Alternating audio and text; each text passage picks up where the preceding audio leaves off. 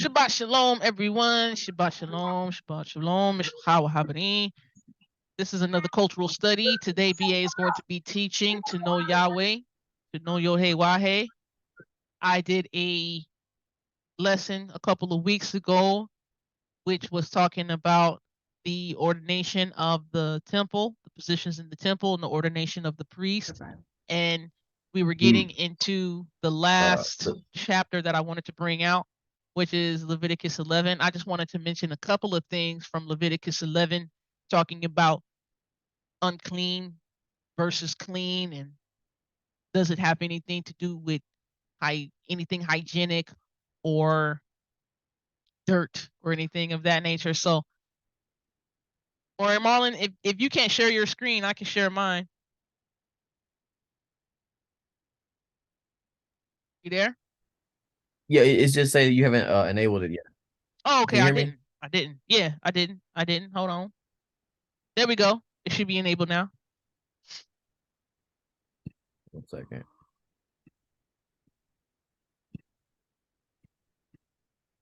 All right, there we go. Can y'all see it? Absolutely. Yes, yes.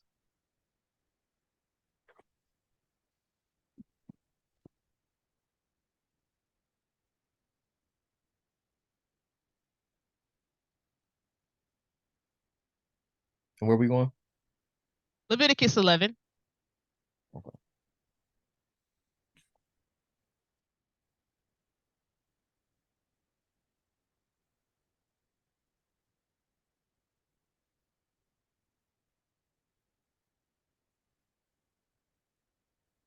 And what verse you want to start at?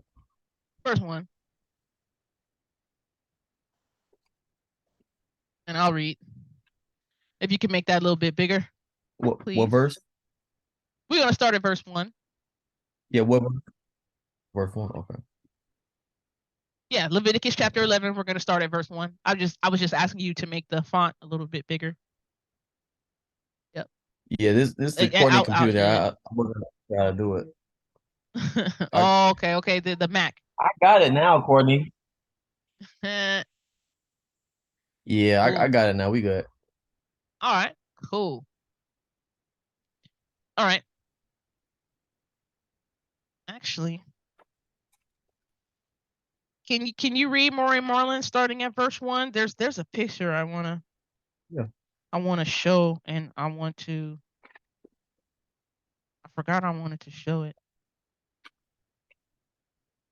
Okay. Let me know when you're ready. Actually,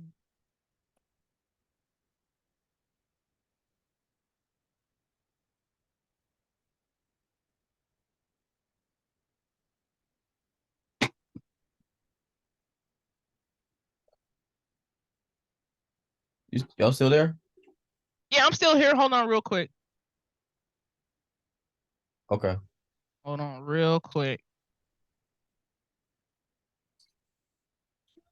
Oh, when you try to find something, then you can't. And it's right here in your face. No. Okay, well let me read it. Let me read it. And then I'll have you bring up something to show you the picture.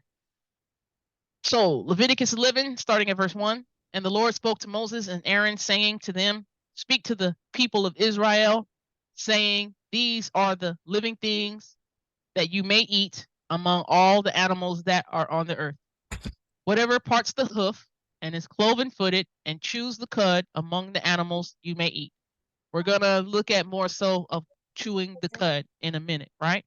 So it says whatever parts the hoof, whatever parts the hoof has a split in it and is cloven footed and chews the cud among the animals you may eat. Nevertheless, among those that chew the cud or part the hoof, you shall not eat these. So there are some that chew the cud or they have a parted foot, right? They have a parted foot or a split hoof or something like that, right? Cannot eat them. The camel, because it chews the cud but not part the hoof. So it still has to have a parting of the hoof, right?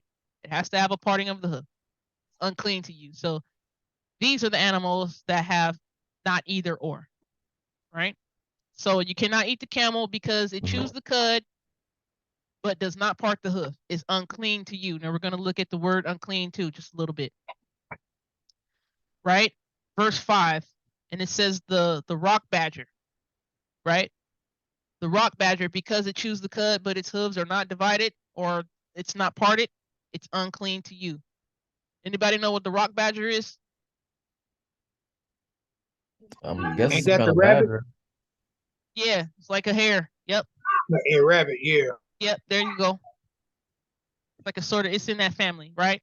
So it chews the cud, but it does not part the hoof. It's unclean to you, right? Verse 6, and the hare, because it chews the cud, but does not part the hoof, it's unclean to you. And the pig, because it parts the hoof and is cloven footed, but does not chew the cud, it's unclean to you. You shall not eat any of their flesh, and you shall not touch their carcasses. They are unclean to you. Cannot eat any of their flesh, and you shall not touch their carcasses. It's unclean to you. Okay? Verse 8, you shall not eat any of their flesh, and you shall not touch their carcasses. They are unclean to you.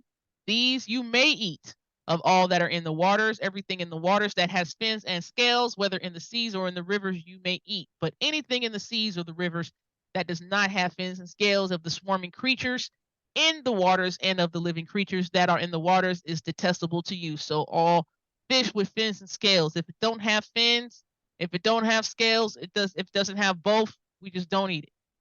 You shall regard them as detestable. When something's detestable, what does that mean? What does that mean when something's regarded Like as detestable? you have a great disdain for it. A disdain, a Like you pure have a great hate. disdain for it. Like you just That's right. Yeah. yeah. You should look away at it like, oh, not to be, my body should avoid that as at all costs, right? So everything in the waters Right. that does not have fins and scales is detestable to you. Verse 13, and these you shall detest among the birds. They shall not be eaten. They are detestable. The eagle, the bearded vulture, the black vulture, the kite, the falcon of any kind, every raven of any kind, the ostrich, the nighthawk, the seagull, the hawk of any kind, the little owl, the cormorant, the short-eared owl, the barn owl, the tawny owl, the carrion vulture, the stork, the heron of any kind, the hoopoe, and the bat. All winged insects that go on all fours are detestable for you. So those birds, those are scavenger birds. They eat anything, especially something that has not died of itself, roadkill, right? And they can go and eat something and be poisonous, and their bodies, their systems can take it, can handle it.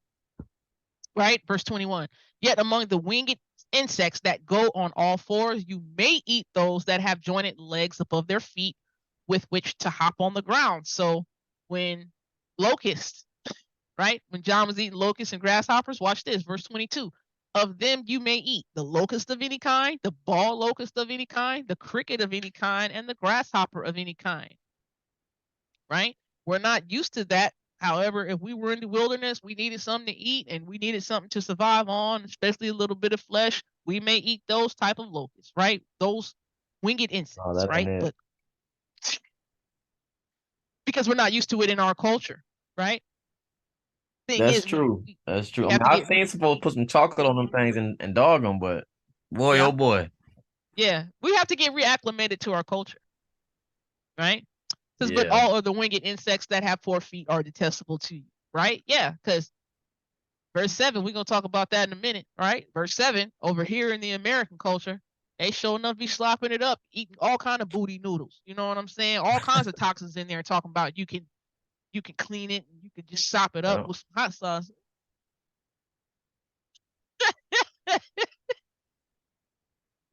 I don't It know about ain't that. clean enough because the smell of them being cooked. Oh Right, my right, gosh. right.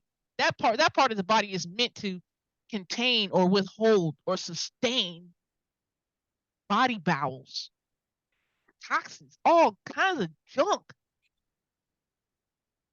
Okay, Yeah, that smell will make you throw up. right. Oh, Day of my Leviticus coworker 11, brother this week. Leviticus 11, verse 24. And by these you shall become unclean. You shall become unclean. Whoever touches their carcass shall be unclean until the evening. Now watch this. This is good to pay attention to. Whoever touches their carcass shall be unclean until the evening. But watch this. And whoever carries any part of their carcass shall wash his clothes and be unclean until the evening. Every animal that parts the hoof but is not cloven-footed or does not chew the cud is unclean to you. Everyone who touches them shall be unclean. And all that walk on their paws among the animals that go on all fours are unclean to you. Whoever touches their carcass shall be unclean until the evening. And he who carries their carcass shall wash his clothes and be unclean till the evening. They are unclean to you. Right? How many verses are in a I lot? had a question on this. Yeah. So when I was growing up, we had this. I had my cousin go me to the liquor store around the corner, and you get your food, your snacks in there, and it was him, me, and my dad. And my dad just told us about Leviticus 11 and showed us scriptures. And my cousin grabbed a bag of pork rinds. She's like, "Ooh, look, I'm unclean." And he said this to everybody in the store. And Oh my my dad got mad because he got so loud with it. "Look, I'm touching the bag. I'm unclean, y'all." And my dad was like serious about this. But this is more so talking about the carcass of the animal. Like you're trying to do some kind of work or something, like moving the carcass out the way, because you don't want this kind of stuff to stain your clothes or spread these kind of germs or bacteria or whatever to other people. It's not necessarily saying it's talking about the actual, like if you touch a piece of bacon, now you can wash your whole outfit, right? Like it's just talking about just Right. you're kind of laborious work with it. Right. Does that make sense? Is that like kind of Well, what it's yeah. getting at? Well, not necessarily laborious work with it, but we'll talk a little bit about that. Sure. Yeah. So let me see. Let's go back up to, let me see. Go scroll down a little bit. I don't want to make this too long. By the way, up or down? Yeah, let's scroll down. Okay. Keep scrolling. Oh, Courtney, you got it.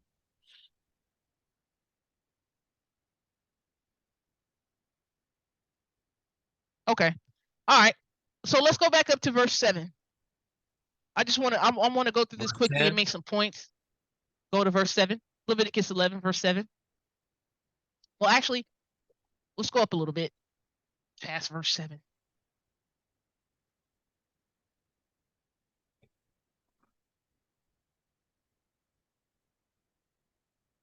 Okay. So, verse 3. Verse 3, when it says chew the cud, right? When it says whatever parts the hoof and is cloven footed and chews the cud among the animals you may eat. Bring up chew the cud on the internet, please.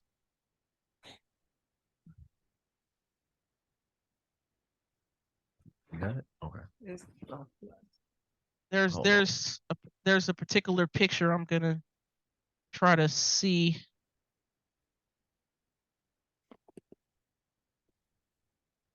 Uh-oh. Okay, it doesn't, not that one. I like your computer. This one? Go down Or a do you want bit. like Actually, a link? no, go down a little bit.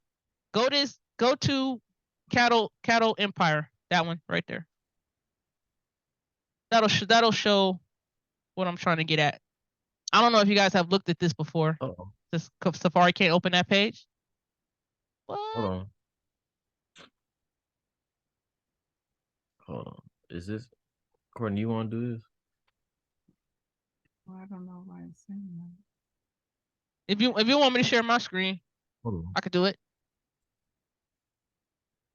Yeah, it's not working for some reason. It's not working. Okay. You got a lot of stuff blocked, huh? Okay, hold on. Let me see. I don't know what she got blocked on here. What you got on here? I don't know. I've only seen that message one other time, and I forgot what site it was. Maybe it's an insecure site or something. Well, because I can go to Chrome to open it. Oh, that was Safari, huh? Yeah.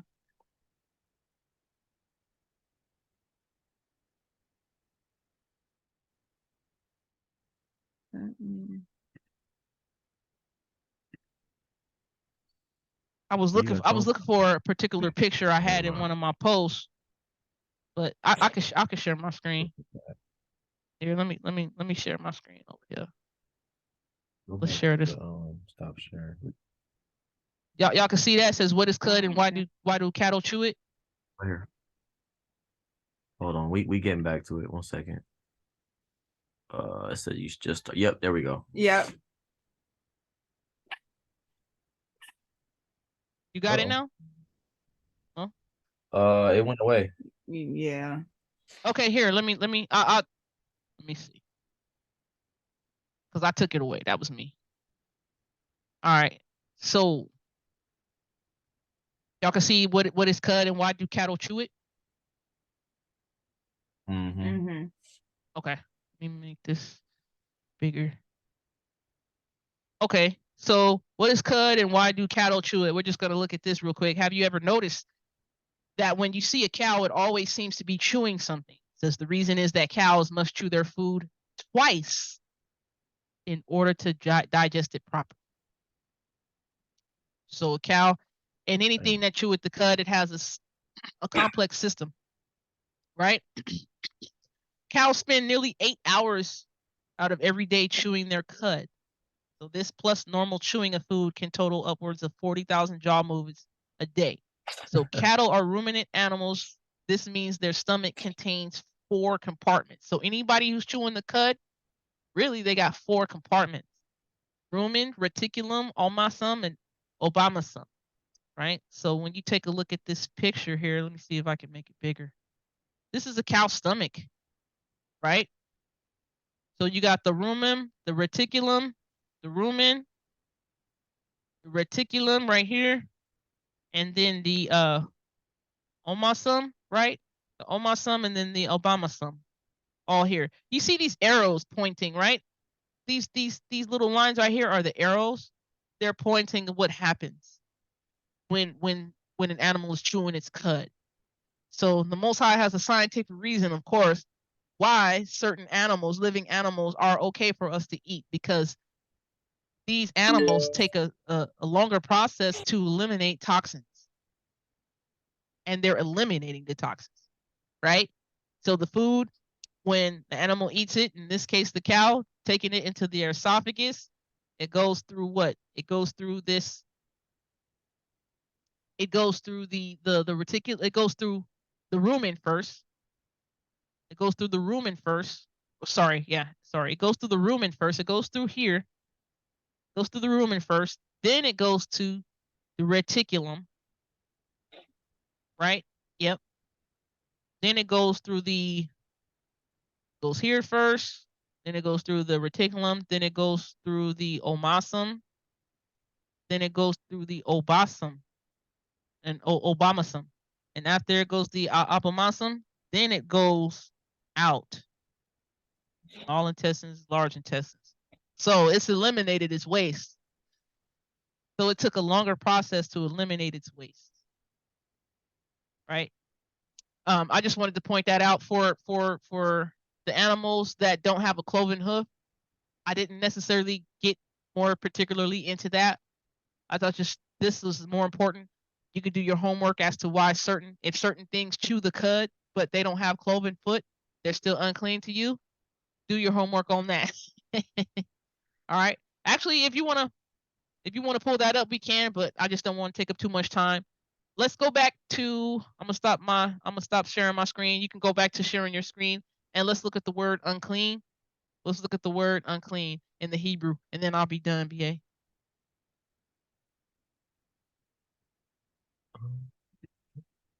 You just close out the tab. Right there. Just go right here. There we go.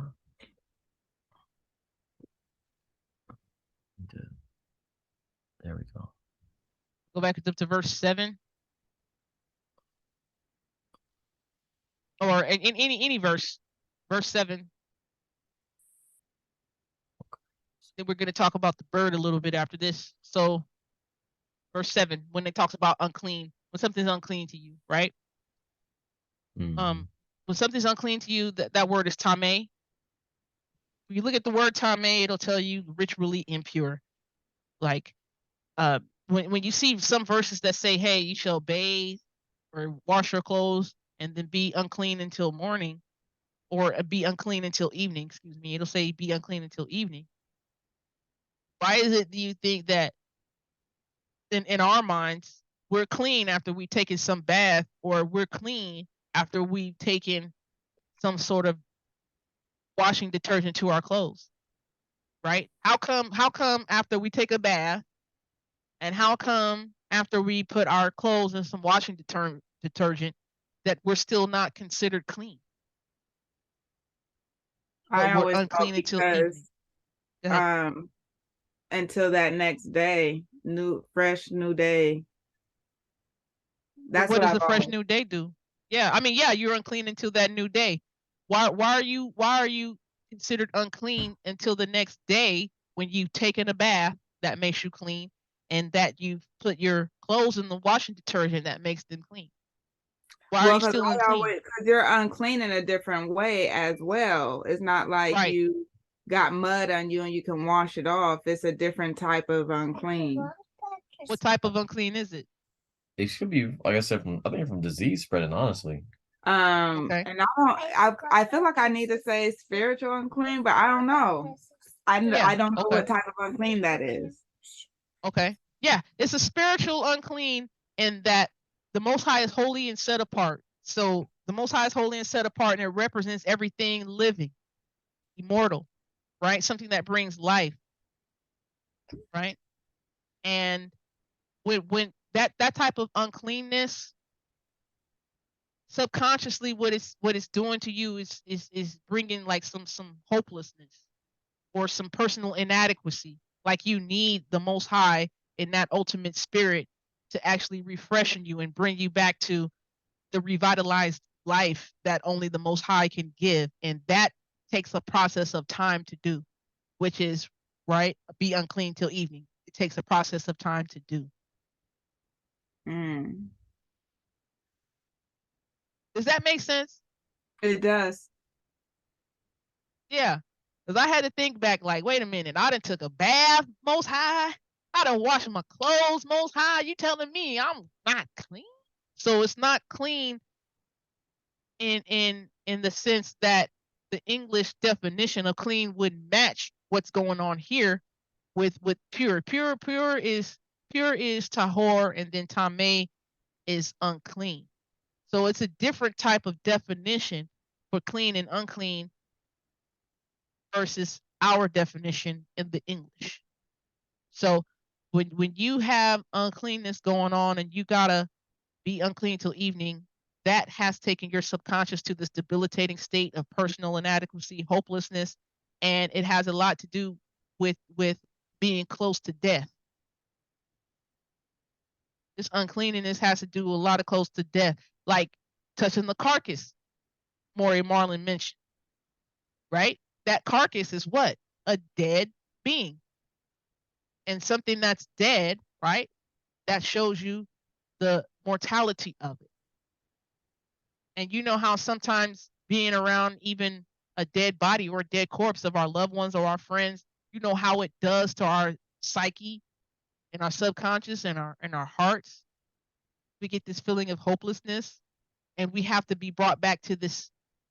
We have to be brought back to the spiritual life that only the Most High can give, and that takes time.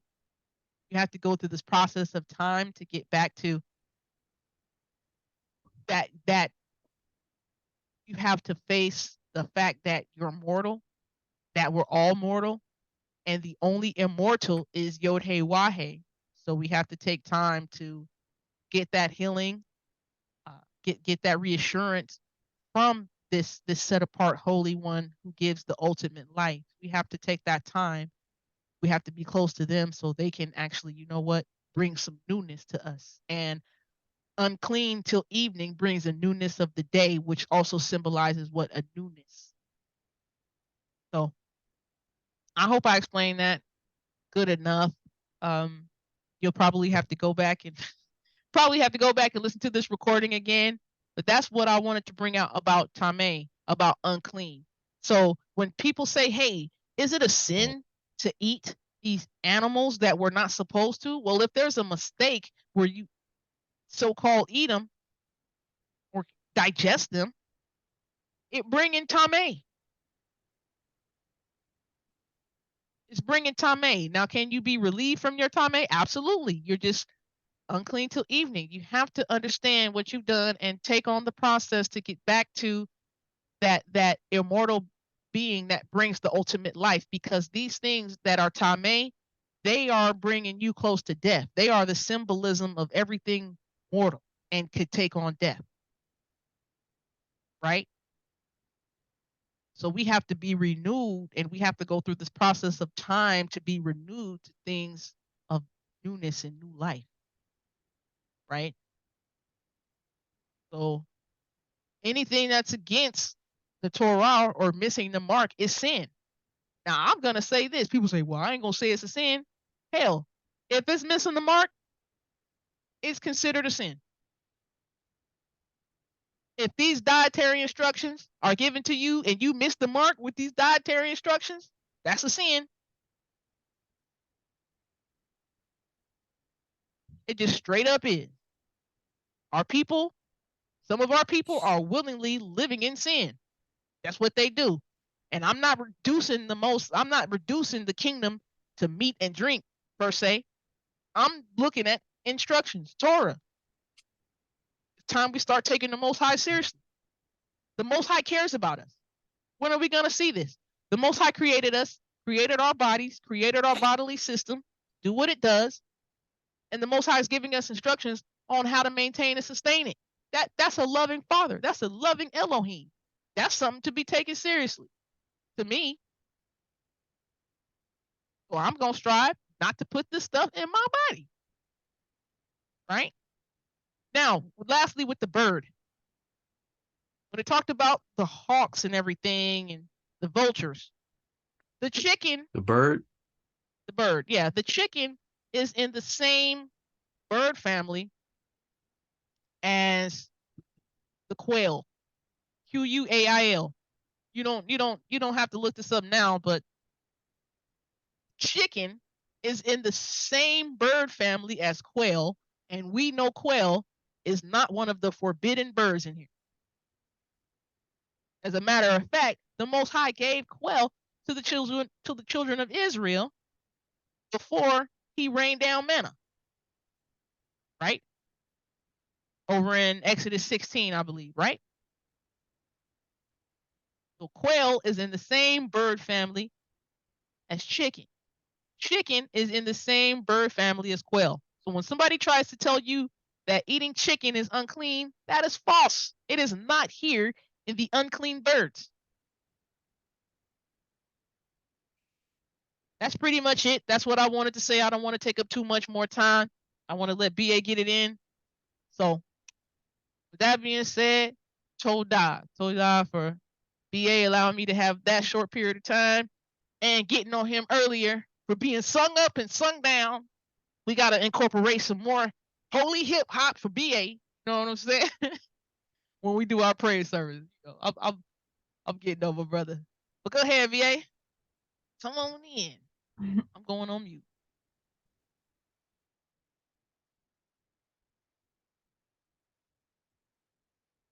Can you guys hear me?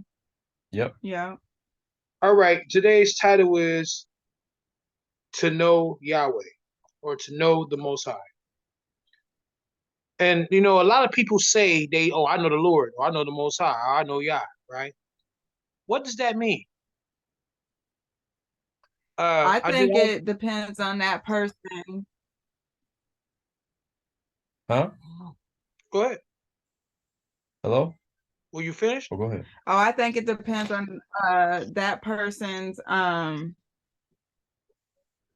guess whatever they mean by Lord or something, because you can tell by how a person lives and how they treat others who are worshipers of the Most High or Yahweh. Others that say they know the Lord or they talk to God every day, that's my best friend. A lot of them don't live in the way that, that gives off that light. Most deaf. You know, there's a lot that comes with it. There's a lot when we know the Lord or to know Yahweh. So what we're gonna do, we're gonna go to John chapter 8. And we're gonna go to the best example on who actually knew Yahweh or who knew the Lord or the Most High. So you go to John chapter 8, and we're just gonna take our time. A few of these scriptures you may have read through before, but I'm going to show you something that you may not be aware of. So what we're going to do, John chapter 8. I don't know if the Moray Marlon's gonna put it up or Sean's gonna put it up, or you just want me to read from my physical books here. Whose screen is showing right now? Let me see. Let me go to it. Because I probably am not on it. That's probably why. I'm sorry. Yeah, I'm not on there. My apologies. Your screen is up, Maury Marlon. Okay. Yep. All right, Moray. Let's go to verse 32. All right.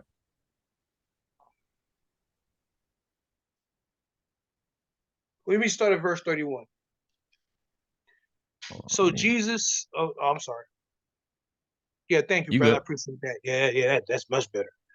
So Jesus says to the Jews who had believed in him, if you abide in my word, you are truly my disciples, and you will know the truth, and the truth will set you free. Okay, let's stop there for a minute. Let's go to 2225 in the Greek. 225 in the Greek. That word truth. I want to look at that real quick. The truth shall set you free. And we're really going to get into the context. We're really going to examine this from a perspective that we're not too familiar with. You may be, but you may not. You may be aware, but I want to really examine this. Can y'all see that? Yep. Scroll down a little bit. Okay. I'm going to read objectively what is true in any matter under consideration. Truly in truth, according to truth, of a truth and reality, in fact, certainty. Stop right there. Well, I'm gonna do one more. What is truth in things appertaining to God and the duties of man, moral and religious truth? But I'm gonna read that second part of truth and reality, in fact, certainty. Okay, we have the master Yeshua. He is in the time he came into Palestine. His people, the Israelites, the Jews, they were under heavy Roman colonialism. They had been illusioned by their Roman colonial gods, so their Roman colonial oppressors. They had painted a picture that they had to be under the rule of the Romans. But Christ said, and I read it from this translation, and you will know the truth, and the truth will make you free. He's talking to and let me read 31, my apologies. Then Jesus said to the Jews who had believed in him, if you continue in my word, you are truly my disciples, and you will know the truth, and the truth shall make you free. So all this oppression you're going through, but if you listen to my words,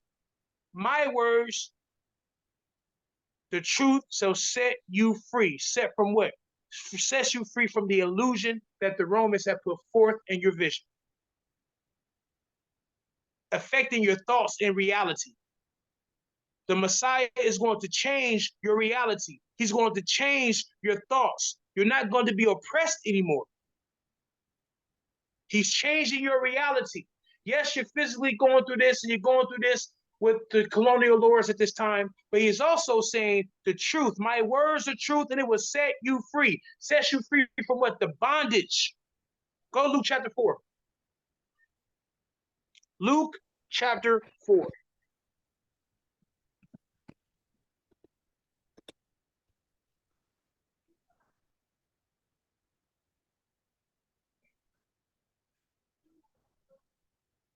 Let's go down to verse 14.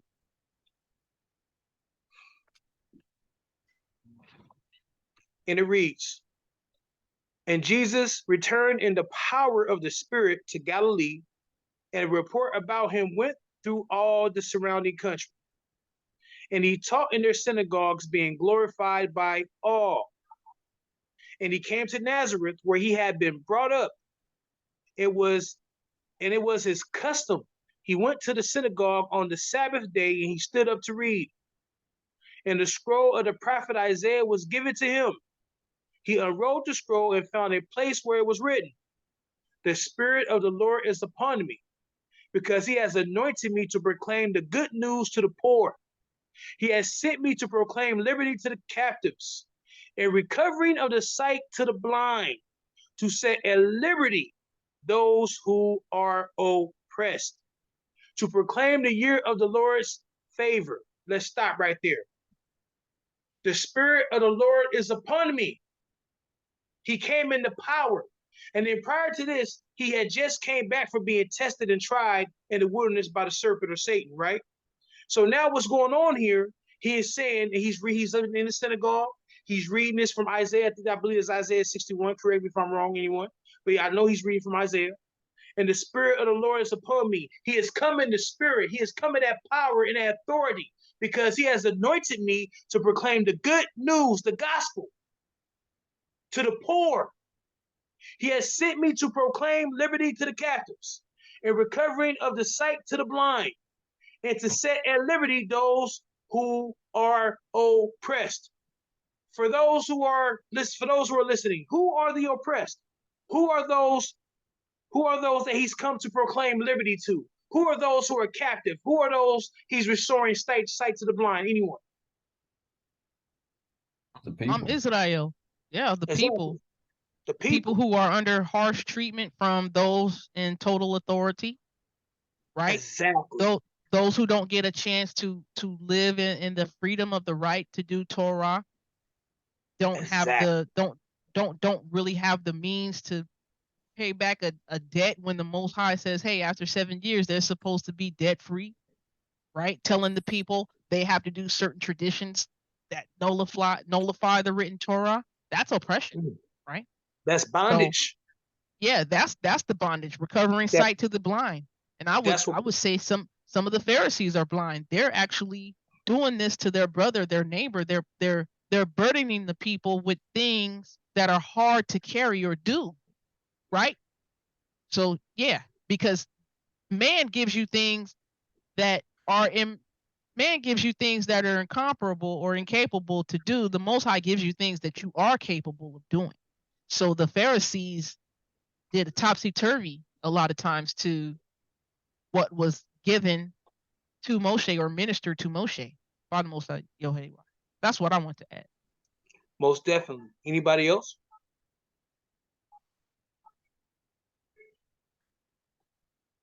Okay. No, I'm sorry, brother. Go ahead. No, I was asking my wife. We good. Okay, cool. So notice the last passage we read in John chapter 8. Affecting your reality. Christ is here, and he is here to change those who are willing to be changed.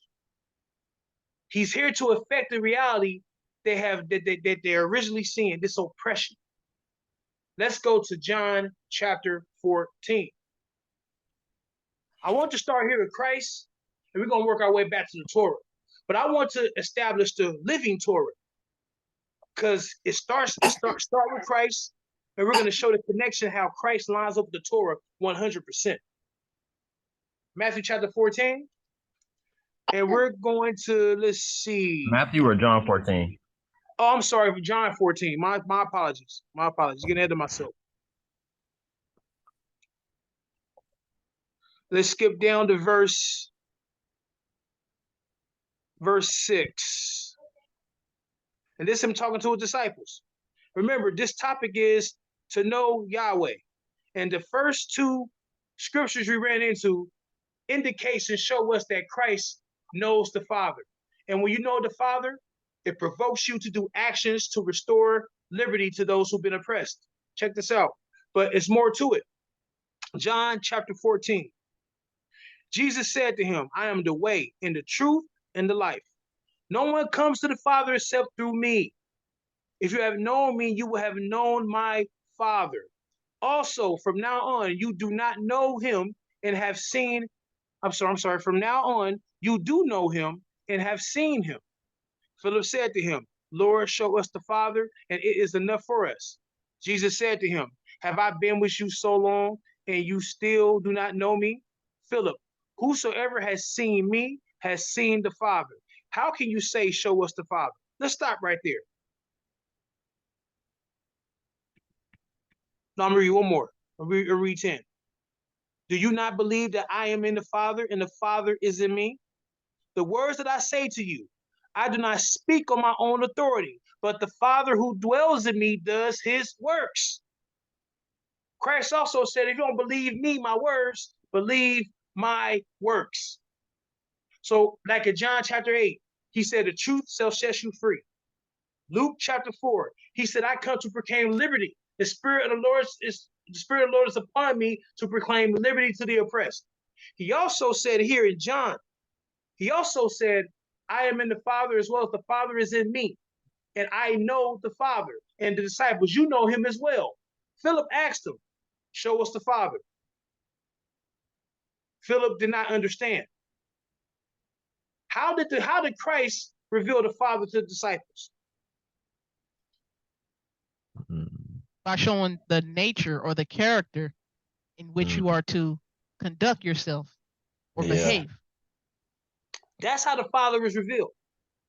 That's how Yahweh, the Tetragrammaton of Jehovah, that is how he has been revealed, not just in the New Testament, but throughout history, from Genesis and so forth. The Spirit manifests through action.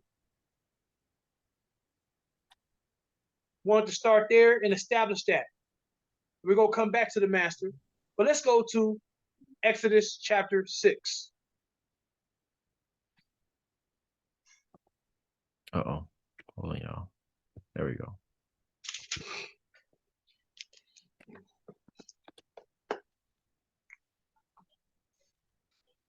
And we're going to pick it up at verse 1.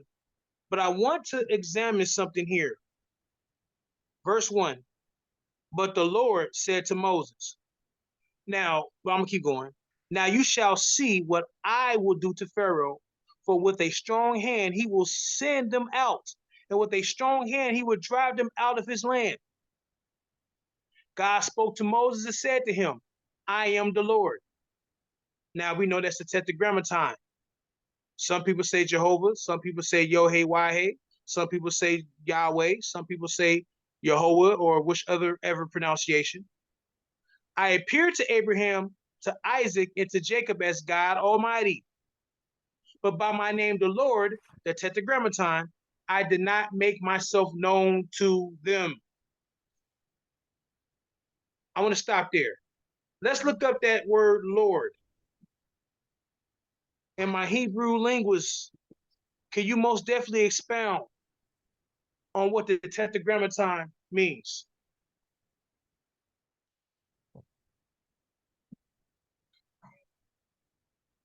Wait, were you asking me or Sean? Sean, or Sean, or anyone? I could take a stab at it, but I ain't scholar in that department. Well, you go right ahead, man. It's all good. I was just gonna say Yahweh, that's all. Yahweh. Let's go to it in the Hebrew. Let's see what they give us.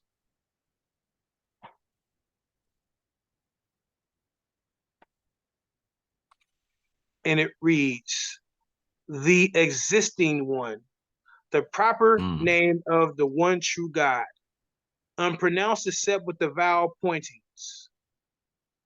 Let's see if we can find anything else. Self-existent, eternal Jehovah. Doesn't necessarily give us anything more. Let's see. It'll give you more if you scroll down to the Gesenius or the... Yeah, the lexicon. I forgot about that. Okay. Name of the supreme God amongst the Hebrews. The later Hebrews, for some centuries before the time of Christ, either misled by a false interpretation of certain laws. That's not what we want. Let's keep going. Did you want the full entry on that? I don't have the Gesenius. No, he can click on read the full entry. Let's Okay, click okay, on it, okay. see what happens. There you go. Or else, following some old superstition regarding the name as a very holy that is might not even be pronounced. Whenever therefore the tetragrammaton occurred in the sacred texts, they were accustomed to substitute for and thus the vowel. Well, that's not more so. Let That's me more so. let me read it. I got you, BA. No, So it's it not says that. when I, hmm? that's more What you so looking giving for? us. There's more so giving us the grammar and the syntax. I'm Uh-huh. more so looking at the definition, the meaning. Is there much more of a meaning to it? Yahweh or the grammaton? Okay. Well, it's not these are not really gonna tell you, but I can bring up something here. I'll just say it. It's actually from Hey Yod Hey. The root is Hey Yod Hey, right? Hey Yod Hey, and that means to exist, to be. Hey Yod Hey is to exist, to be. So when you have the yod prefix added to Hey Yod Hey, that yod in the middle would change to that vav, therefore, affect the morphology affects the phonology. So when you have a yod prefix added to the front of to be or exist, it means he will. So it's in the future, right? So he will. So yod hey wahe now goes from hey yod hey, which is just to be or to exist or to bring into being or to bring into existence. Now Mm-hmm. with that yod, it means he will cause to bring to existence, or he will cause something to come into being. Exactly. He will come into being. He will come. He will change the reality of what man is dealing with in Egypt. Ain't that the same thing that we just read in truth with Yeah. Christ? Good Introduce point, something, BA. a new reality into the mind of man, a new reality. Ain't that something? Let's go back to Exodus chapter 6. Point. I, Yahweh, or the Yohe Yahweh, Yohe Wahe, or Jehovah. I, Yahweh, will introduce a brand new reality that you have not seen before. Let's keep going. Verse 3. I appeared to Abraham and Isaac and to Jacob as God Almighty, but my name, the Lord, I did not make myself known to them, or Yahweh. I also established my covenant with them to give them the land of Canaan, the land which they lived as sojourners. Moreover, I've heard the groanings of the people of Israel. See what's going on with those groanings. What's going on? He has heard the groanings. So what is he doing? There is mass injustice, bloodshed. Let's go to Exodus chapter 3. And when Yahweh hears the groanings and the injustice and the cold blood being spilled, when he sees these things, Yahweh, he intervenes. Exodus chapter 3. It's loading. It's coming. Okay. It's being a little slow. You guys just let me know if I'm moving too fast. Let me know if I'm not being clear enough. No, I get And what you're saying. Any time that Yod Hey Wahe comes in, the Most High is saying, I am defined by the action that I am going to rendering. And any time exactly. there's a need for me to come in, so the Most High saying, I will cause to exist, or I will bring to existence, or I will bring into being what needs to be done at this moment, right? Exactly. I Exactly. got you. Let's go down. Skip down to verse 10. Let's go to verse 10. No, we can start at 6. We can start at 6. Okay. Yeah, and then skip down some. I'm gonna start at 6. And he said, this is when he's talking to Moses, and Moses is he's seen the messenger of the Malak and is speaking to him through the burning bush. And he said, I am God, I am the God of your fathers, the God of Abraham, Isaac, and Jacob. And Moses hid his face, for he was afraid to look at God. Then the Lord said, or ain't that something? That's tetragrammaton, is it not, sis? Where? than the Lord. Ain't that the tetragrammaton? Yeah. Ain't Yeah. this a, Anytime you see what the anytime you writer? see, anytime you see all caps LORD, definitely YHWH, that tetragrammaton. There's a point. There's a point here because that name means something. He will bring something into existence. He will cause the effect into someone's reality. I want us to remember that because I'm gonna go somewhere else. Then the Lord and then Yahweh said, I have surely seen the afflictions of my people who are in Egypt and have heard their cry because of their taskmasters. I know their sufferings. Let's keep going. Verse 8. And I have come down to deliver them out of the hand of the Egyptians and to bring them up out of the land, out of that land to a good and broad land, a land flowing with milk and honey, to the place of the Canaanites, the Hittites, the Amorites, the Perizzites, the Hivites, and the Jebusites. Verse 9. And behold, the cry of the people of Israel has come to me, and I have also seen the oppression with the Egyptians oppressed, which the Egyptians oppressed them. Hold that. Let's go to Genesis chapter 4. He is intervening. I will cause something new into your reality, Yahweh. Yeshua said the same thing.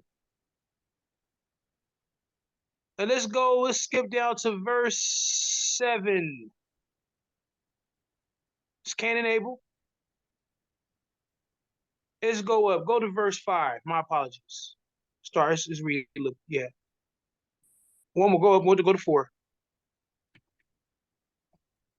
No, let's just go to 3. My fault. Let's go to 3. My fault. Okay. There we go. In the course of time, Cain brought to the Lord an offering of fruit of the ground.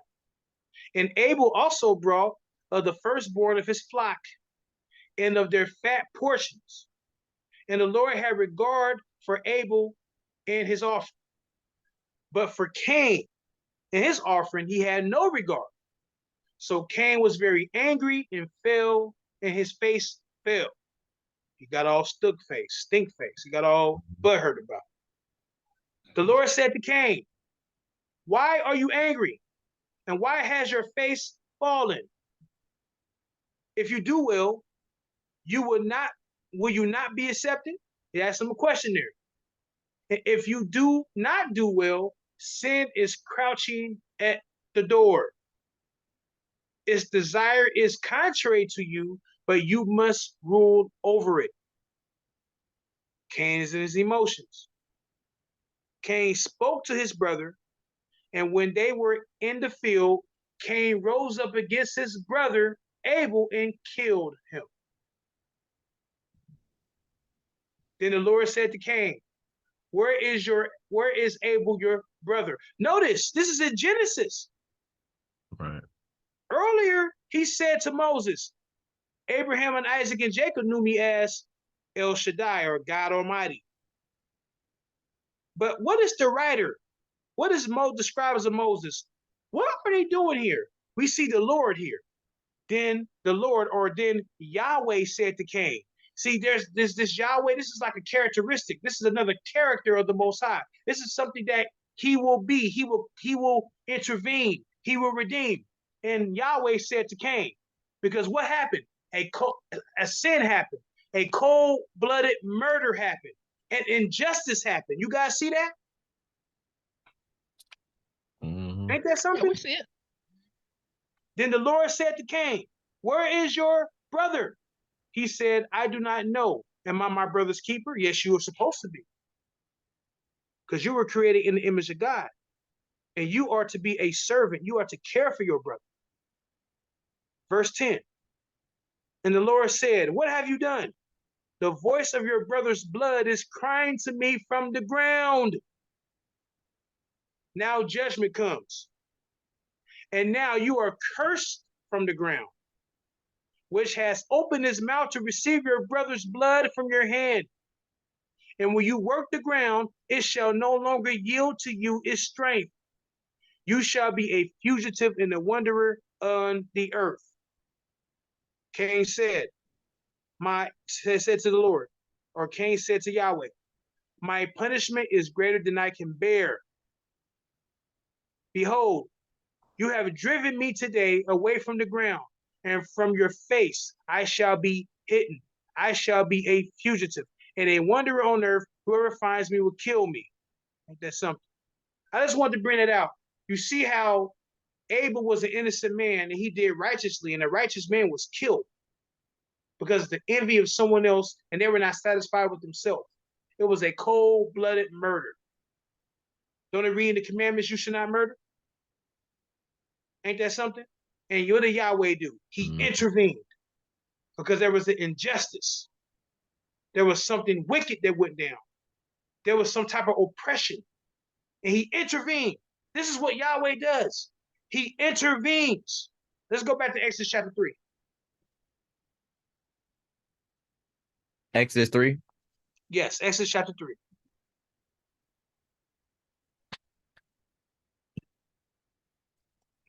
Any questions or comments or observations, anyone? You rolling. Rolling. I like where you're going with it. To know. This is to know, to perceive, to understand, to comprehend. Exactly. Hey, why? That character, that essence, that nature.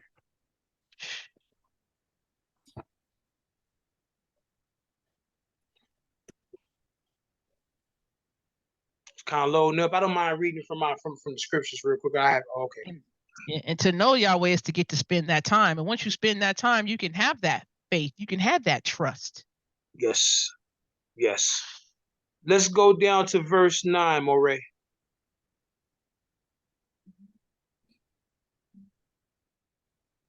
And now, behold, the cry of the people. Remember, innocent blood was spilled. Same thing here in Egypt. And now, behold, the cry of the people of Israel have come to me.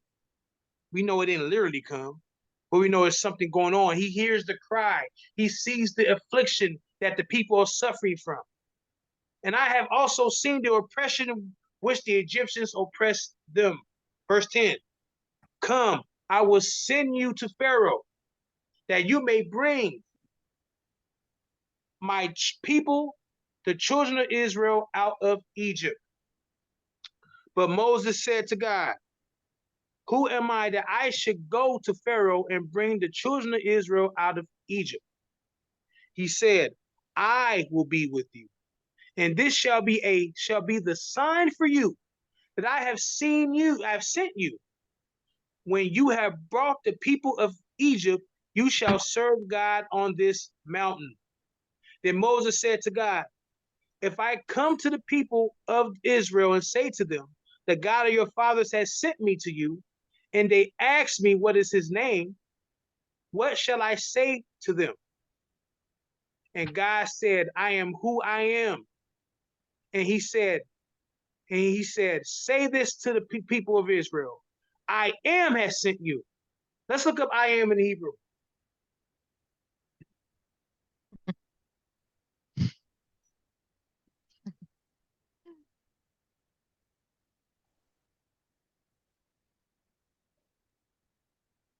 That's that root.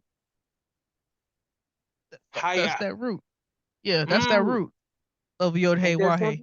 Ain't that something? Mm-hmm. And it says that's cool. to become,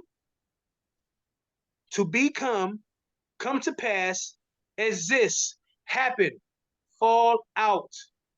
To happen, fall out, occur, take place, come about, come to pass. To come about, come to pass. To come into being. I'm going to read from the Septuagint. I want to ask something, BA, after you read from the Septuagint. Most definitely. Let me just read from the Septuagint, then you go ahead, sister. Exodus chapter 3 in the Septuagint, and I'm going to read verses 13 and 14. And Moses said to God, behold, I shall go forth to the children of Israel and shall say to them,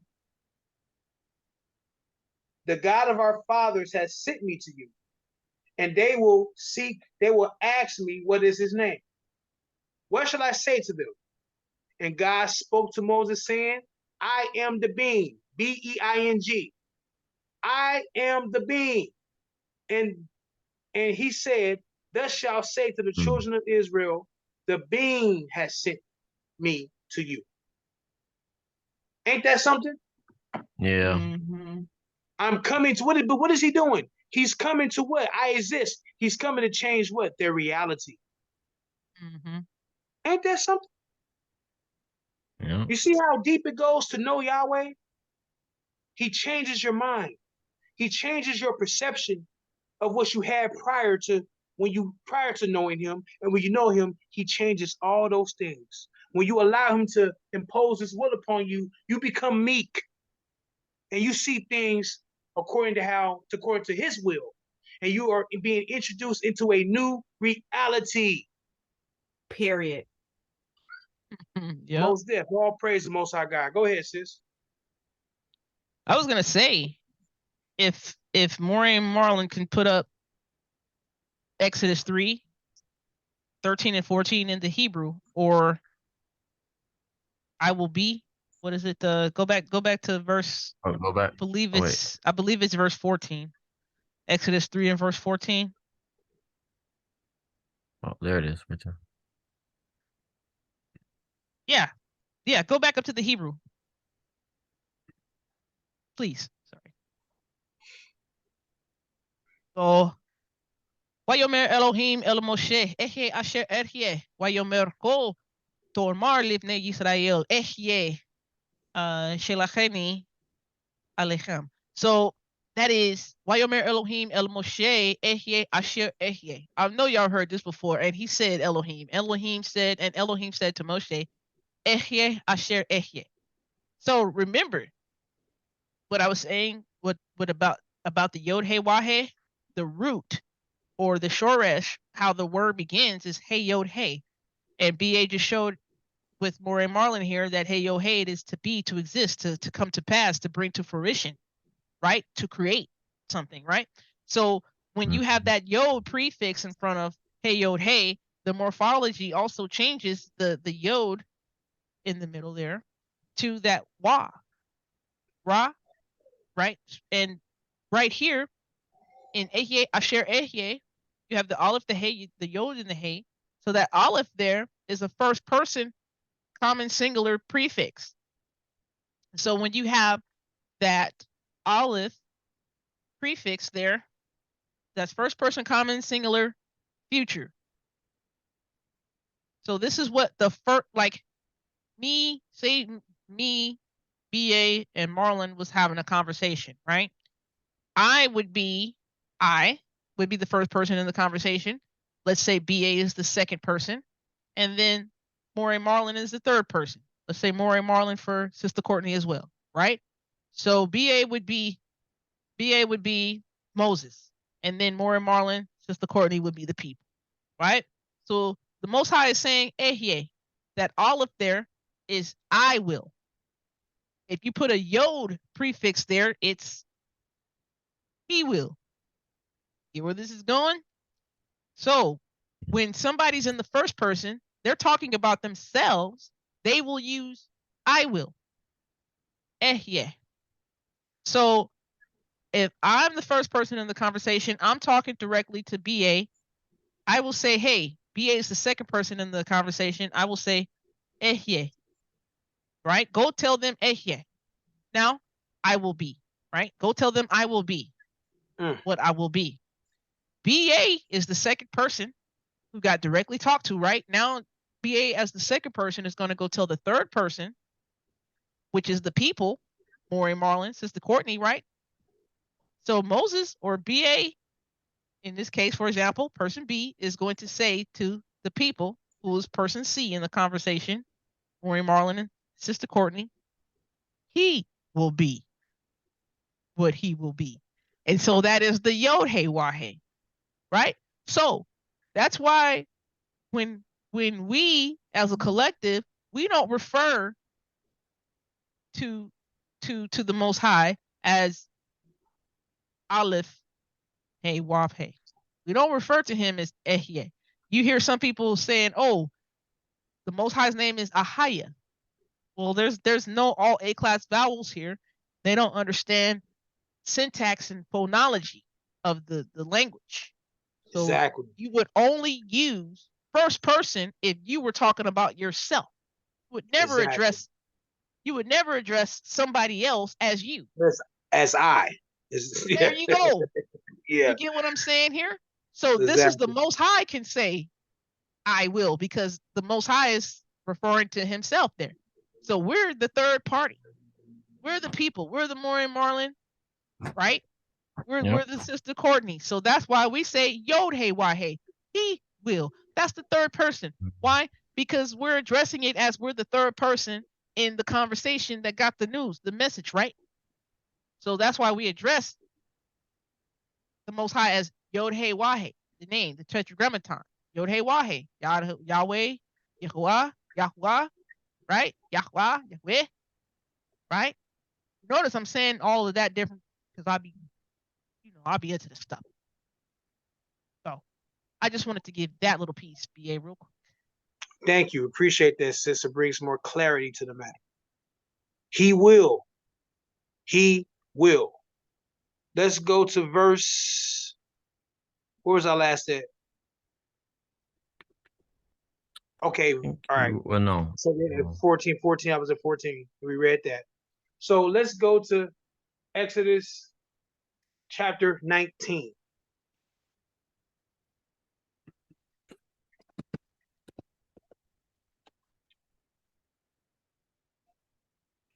Go pick up at verse 1.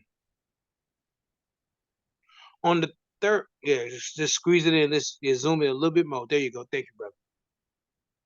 On the third new moon, after the people of Israel had gone out of the land of Egypt, on that day they came into the wilderness of Sinai. Before we go any further, so here's one thing. I was dealing with a certain individual. I won't say his name. Someone of prestige and high ranking in the community, and a lot of people believe it was just the children of Israel, just Jacob's literal descendants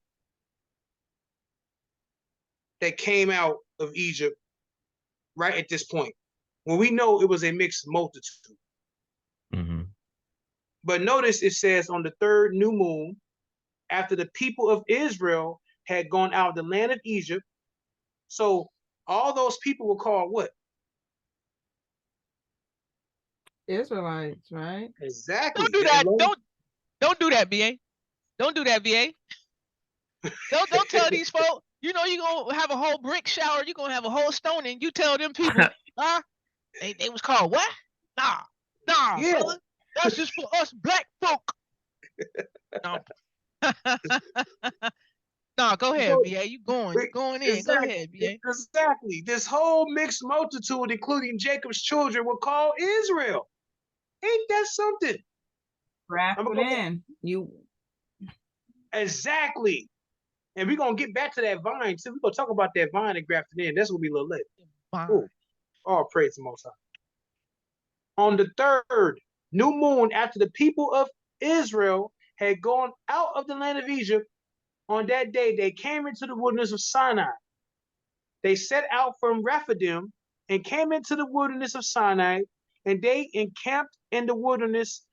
There Israel encamped before the mountain. Notice there Israel. That's what he's calling this group of people. Come on, BA. While Moses went up to God, Yahweh called to him out of the mountain, saying, thus you shall say to the house of Jacob, and tell the people of Israel, you yourselves have seen what I had did to the Egyptians, and how I bore you on eagle's wings and brought you to myself. Stop. I'm gonna read those first few words. Now, verse 4. You yourselves have seen. Come on. You have seen what I've done to the Egyptians. Again, we going back to what? To the reality. Yeah. You understand. You Come on. see. You have seen. No, go back to verse 3. Verse 3. Who's speaking? Most High. While Yod-Heh-Wah-Heh. Yeah, when Moses went to God, check this out. You see how these little details we miss? Then Yahweh, see, what is Yahweh doing? He's confirming what he did.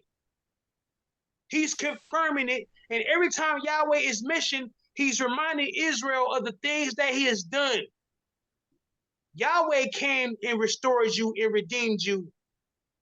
No one else. And what they witnessed And themselves, what they you witnessed. you witnessed it. I'm going to read it again, verse 3. While Moses went to God, the Lord or Yahweh called to him out of the mountain, saying, thus you shall say to the house of Jacob and tell the people of Israel. And guess what? He's still speaking in verse 4. You yourselves have seen what I did to the Egyptians. Let's look up that word seen in the Hebrew. Come on. Re'eh. Bring the re'eh out, huh? Mm.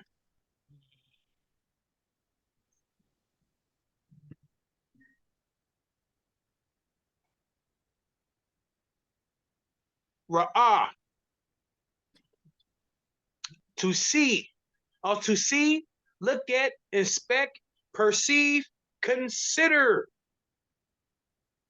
You have to perceive it, and you most definitely got to consider it.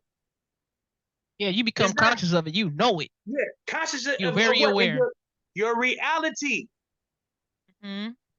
To see, perceive, to see, have vision, to look at, regard, look after, see after, learn about, observe, watch, look upon, look out and find out. I like this one, verse number 5.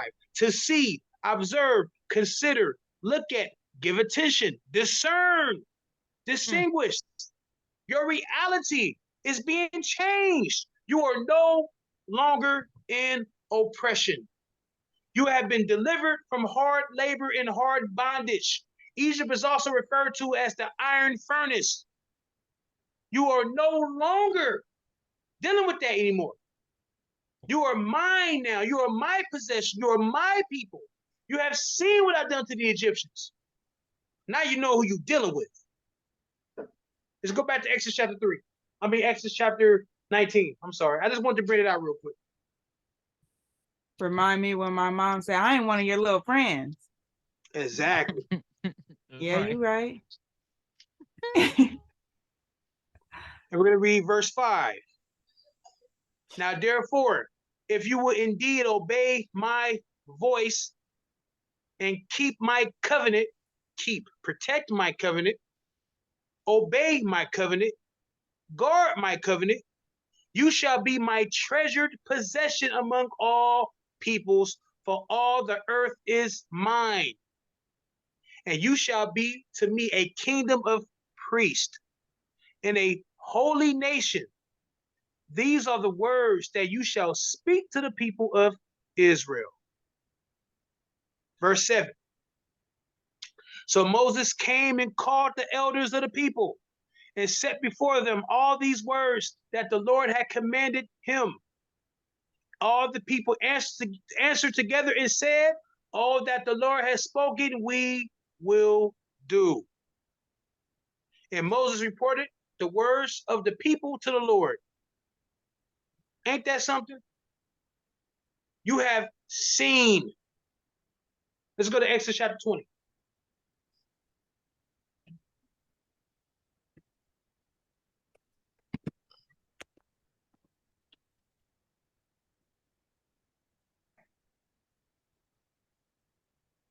We'll start at verse 1. This is after they made the covenant. Now the utterances, or people will call the commandments. And God spoke all these words, saying, I am Yahweh, your... Look at that. You got excited, yeah, you knocked your phone down.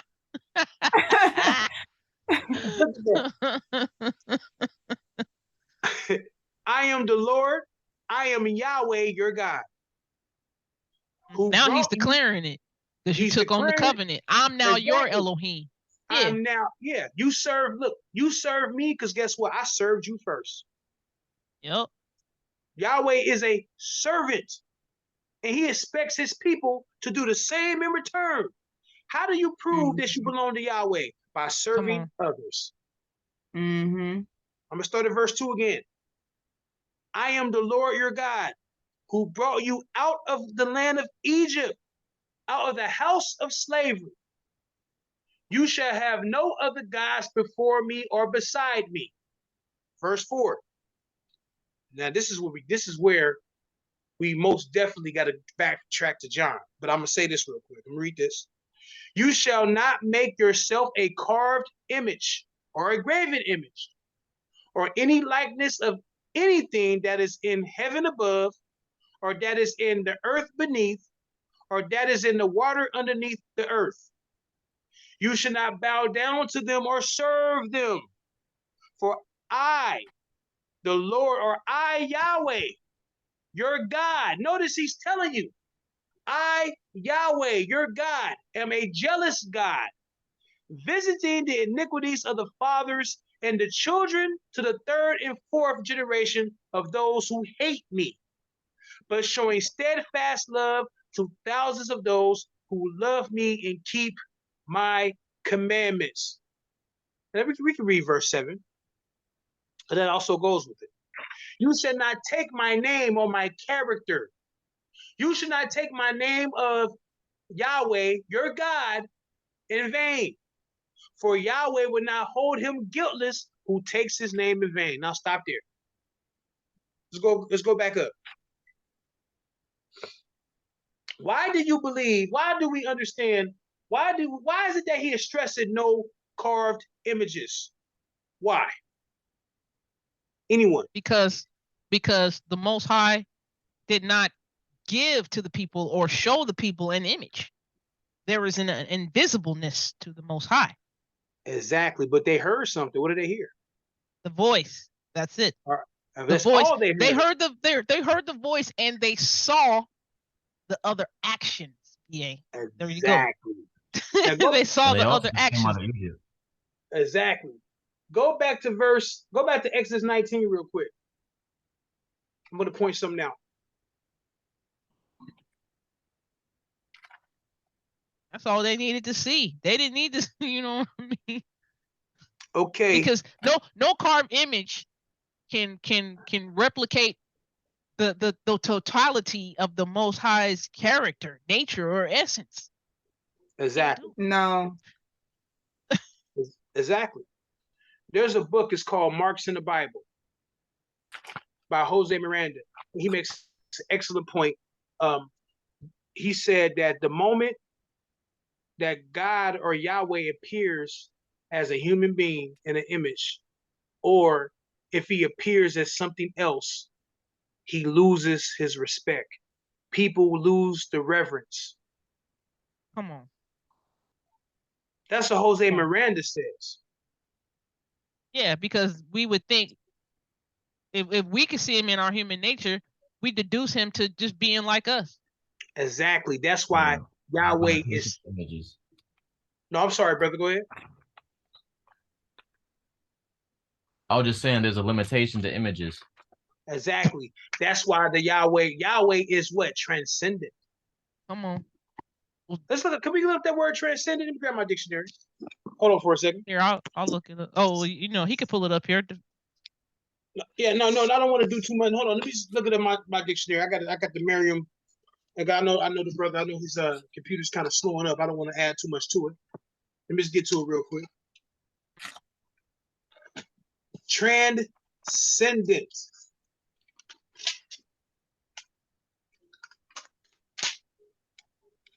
It just came up. Why are we talking about it? Why ain't that something? I'll say, you sure that's the word you're looking for? That could fit too. I was just making sure that's the word you're looking for. Go ahead. Yeah. And it reads transcendent, exceeding usual limits, surpassing, extending, or lying beyond the limits of an ordinary experience.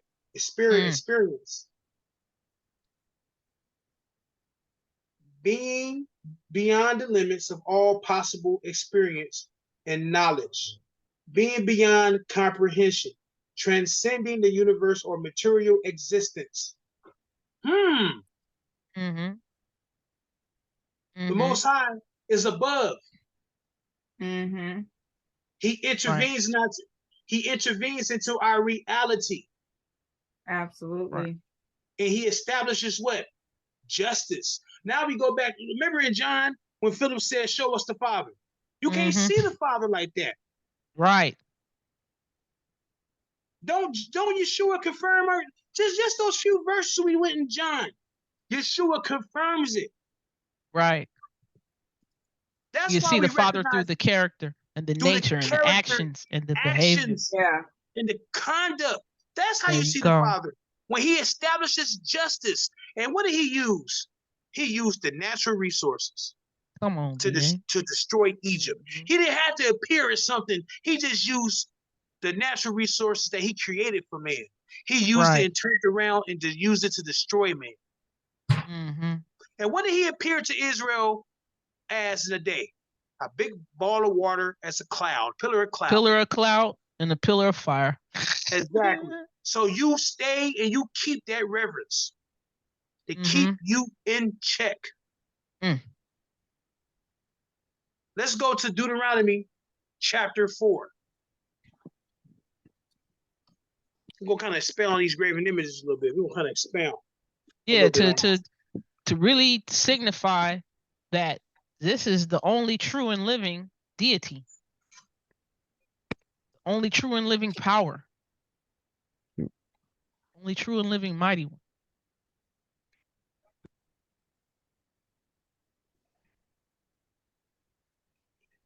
Keep us in check. Keep us knowing. Hey, goes back to what I like said. that's why there's so many names. So many names for YHWH. Yeah. Yeah. Yeah. El Shaddai, Almighty, I am. My name's too wonderful. It's just too. You can't really just bring it all together in one word. Yeah, he's not bound by a name, because a lot of these names are like actions. That's what encompasses. That's what encompasses. I will be what I will be. Exactly. That's what encompasses. He will bring into existence. That's he will be what he will be. I will be, or he will be. I will be mighty God, or I will be your social justice warrior. I will be your helper. I will be your comfort. Yep. I will be your husband. I will be your Azer. He says, Israel, I am your Azer. I am your help. Ain't that something? Let's go to Deuteronomy chapter 4. We're going to pick up verse 1. We're going to read for a little bit. And now, O Israel, listen to the statutes and the rules that I am teaching you, and do them that you may live. And go in and take possession of the land that Yahweh. Here we go again. He's your redeemer. He's restoring you. Not only is he your protector, he is also serving you at the same time. Notice this, that you may live and go and take possession. He's giving you a land that you didn't have to begin with. He is serving you. And go and take possession of the land that Yahweh, the God of your fathers, is giving you. You should not add to the word that I command you, nor take from it, that you may keep the commandments of the Lord your God, of Yahweh your God. Ain't that something? That I command you. He keeps reminding them. What do you have for you to do? That is what a priest does. A priest reminds you. Check this out. Here we go. Your eyes have seen. Here we go again. Your eyes have seen what the Lord did to Baal Peor, for Yahweh your God destroyed from among you all the men who follow Baal Peor. You don't have to go back and check that. Y'all know the story. But you who held fast to Yahweh your God are all alive today. That's that second generation. See, I have taught you statutes and rules, as Yahweh my God commanded me, that you should do them in the land that you are entering to take possession of. protect them, guard them, obey them, keep them and do them, for that will be your wisdom and your understanding in the sight of the peoples, who, when they hear all these statutes, will say, surely this great nation is a wise and understanding people.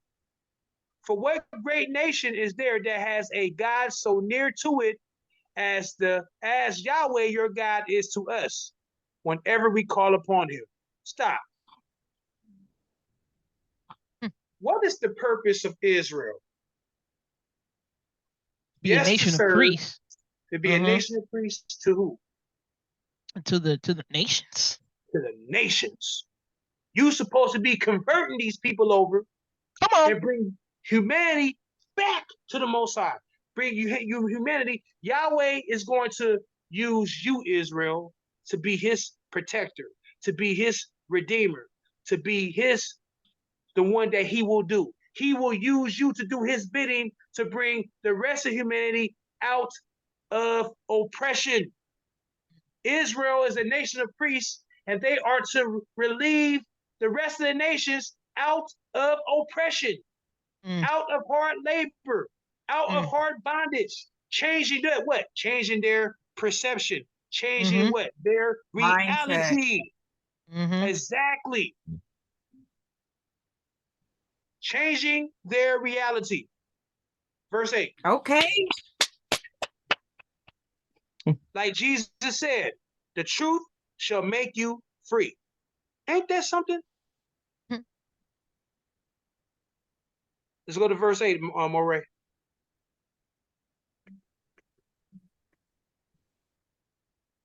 And what great nation is there that has statutes and rules so righteous as all the law that I have set before you today? See, when the nations see this, a priest provokes. So when the nations see this, they're provoked. Hey, you know what? I want to tap in. I want to serve this God. I want to be healthy. I want to look good. I want the benefits of serving this guy. I want to be served so I can serve others. But these Negroes online will tell you we ain't got to deal with the nations. They're a drop in the bucket. They're an abomination. Then what was the purpose of freeing you and what was the purpose of the covenant with Abraham? What was the purpose? Verse, you want to say something? Yeah, I wanted to say something. Verse 8. Deuteronomy 4, verse 8. What great nation is there that has statutes and rules so righteous? We have rules that are righteous, B.A.? What is righteous? Man. Virtuous. Virtuous, righteous. What does that mean? It's a benefit. A benefit because they show morals, values, ethics, standards of integrity, right? And longevity. And come on, BA. Come on, man. On top of that, too, it takes care of the people. So a lot of the rules and the laws that are in place, especially in the Ten Commandments, or even half of the laws there itself, is meant to take care of yourselves and your neighbors, and it's a level of care with it. Yeah, yes. The last 6 of the commandments, or the 10 utterances, are for loving ourselves, loving our neighbor. The first 4 are about how we show love to our deity, to our Almighty. Isn't that awesome? Go to verse 10. Oh, I'm sorry, verse 9. Only take care and keep or protect your soul diligently, lest you forget the things that your eyes have seen. Uh-oh. Take care and protect your soul or your body, lest you forget the things your eyes have seen. And lest they depart from your heart all the days of your life. Make them known to your children and your children's children. You are to take this not only for you, but you're supposed to teach your children and so forth.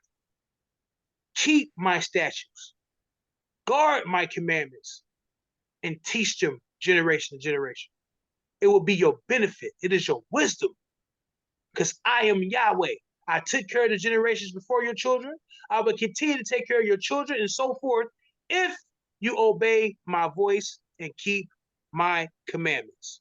I am Yahweh, the one who did these things and delivered you out of captivity.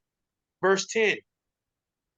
How on the day that you stood before the Lord, stood before Yahweh your God at Horeb, Yahweh said to me, this is Moses speaking, gather the people to me that I may let them hear my words, so that they may learn to fear me all the days that they live on the earth, and that they may teach their children so. And you came near and stood at the foot of the mountain, while the mountain burned with fire to the heart of heaven, wrapped in darkness, cloud, and gloom. Then Yahweh spoke to you out of the midst of the fire. You heard the sound of words, but saw no form. There was only a voice. Ain't that something? Mm-hmm. The fire and all the darkness they saw, that was to keep them in check. What was he doing? Changing their reality. And they only heard a voice. Changing their reality and what they perceive as reality, BA. Exactly. Goodness. Right. To know Yahweh. Yeah. Now we understand. I'm sorry, go ahead, sis. I was about to say, change their perception of reality is in Egypt, they were used to seeing physically in front of them some deity, right? Yep. But now the Most High has changed their perception of reality, which is, hey, I'm a deity that has no form. All you need to hear is a voice. And see some action. Exactly. It's changing your perception of reality that you were before. Egypt, the Egyptians were beating you up and forcing you. With my power and who I am, I don't have to force you to do anything. You saw what I'm capable of doing. You understand what I bring to the table. And I am a God, Yahweh, who saved you and redeemed you. I serve you. And in return, I just want you to serve others and obey my voice. Let's go to Romans chapter 1. Let's go to Paul. Paul was an expert on the Torah. So Romans 1. Romans chapter 1.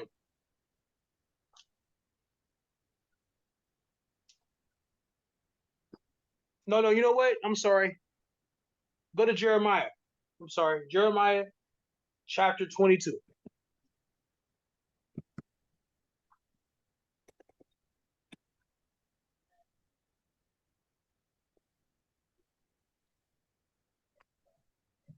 And we're going to pick it up. Let's go to verse, go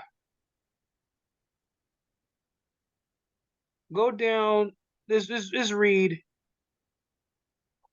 I'll just read from 1 and 3. Thus saith Yahweh, again, go down to the house of the king of Judah and speak there this word, and say, hear the word of Yahweh, O king of Judah, who sits on the throne of David, you and your servants, and your people who enter these gates.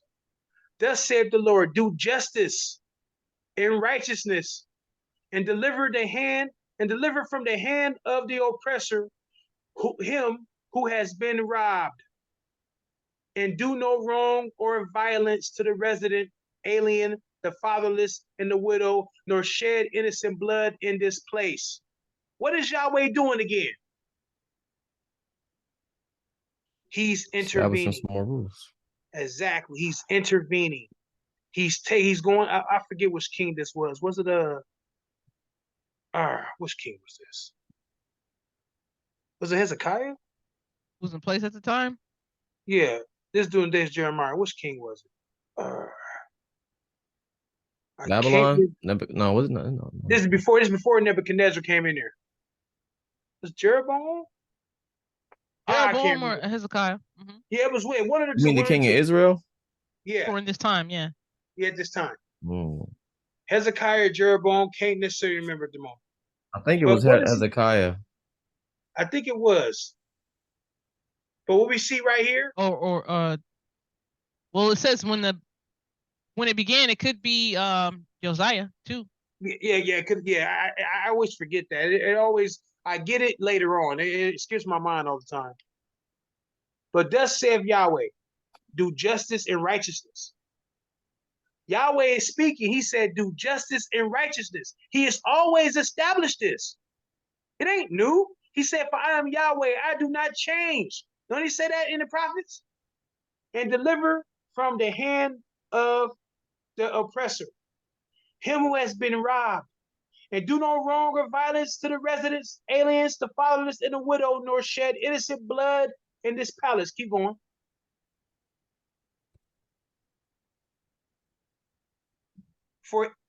For if you will indeed obey this word, my word.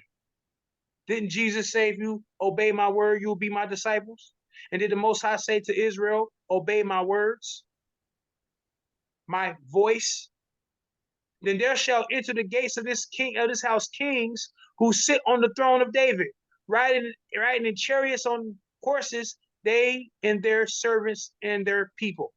But if you would not obey these words, I swear by myself, declares Yahweh, that this house shall become a desolation. We know what that means. It will become empty if you continue to go about not doing justice and you continue to go about establishing unrighteousness. Let's skip down. Let me read verse 6. For thus says the Lord concerning the house of Judah, you are like Gilead to me, like the summit of Lebanon. Yet surely I will make you a desert and an inhabited city. When there's injustice, what happened to Egypt?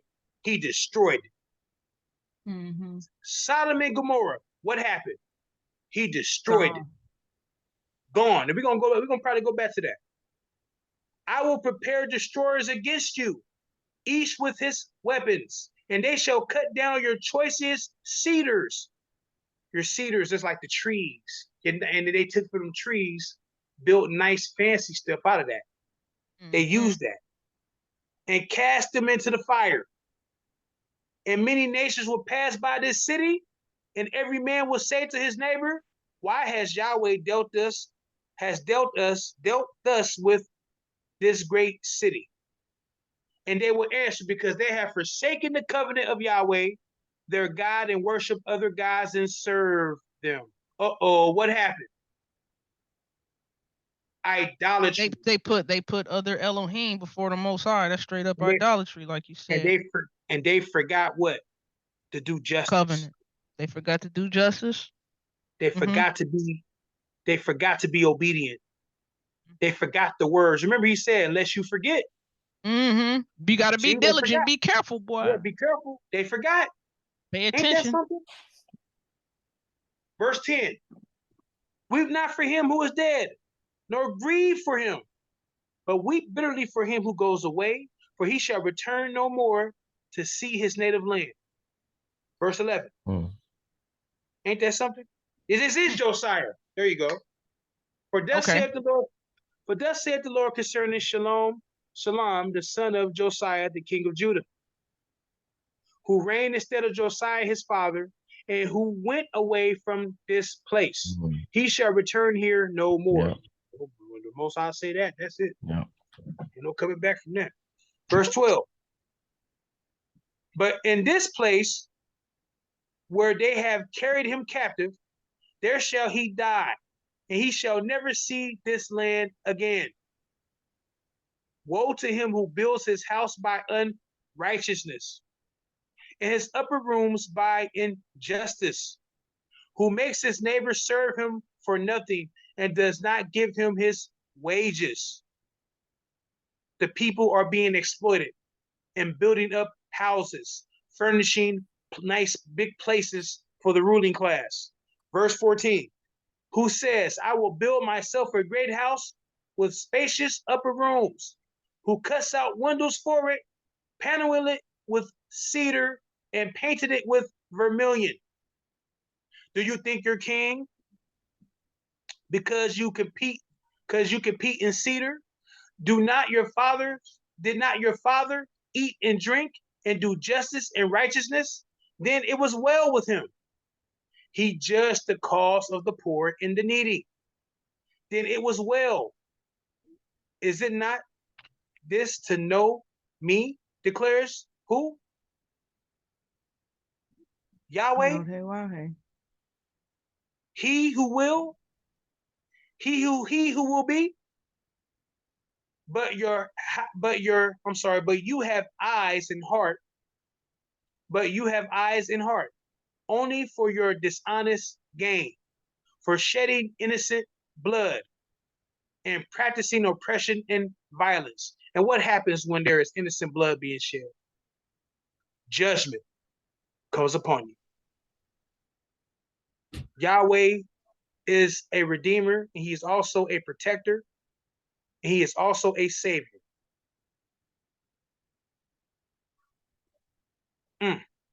Anybody, any questions, comments, observations? Yeah, I want to make a comment. As you pointed this out to me before about not paying wages is likened to murder. Not paying somebody their due wages is likened to murder from Ecclesiasticus 34. Yeah. Starting from verse 18, Ecclesiasticus 34 says, He that sacrificeth of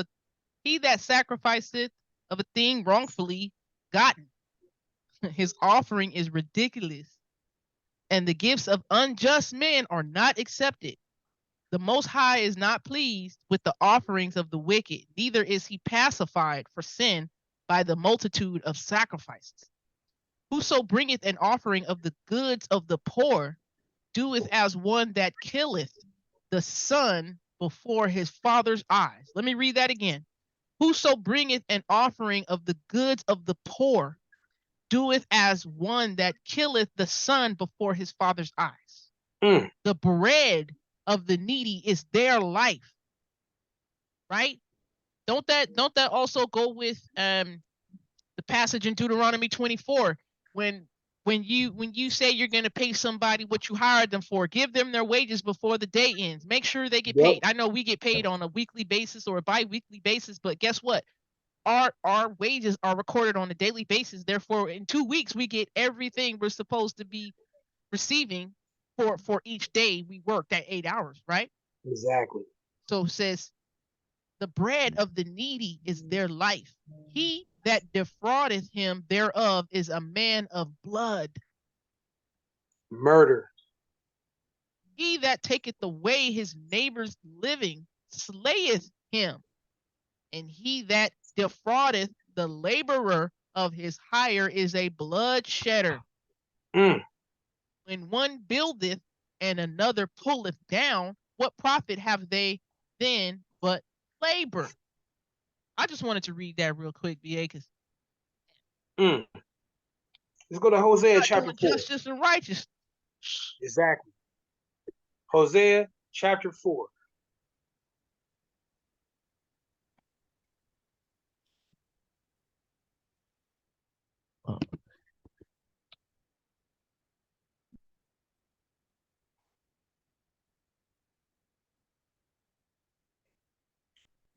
Hear the word of Yahweh, O children of Israel.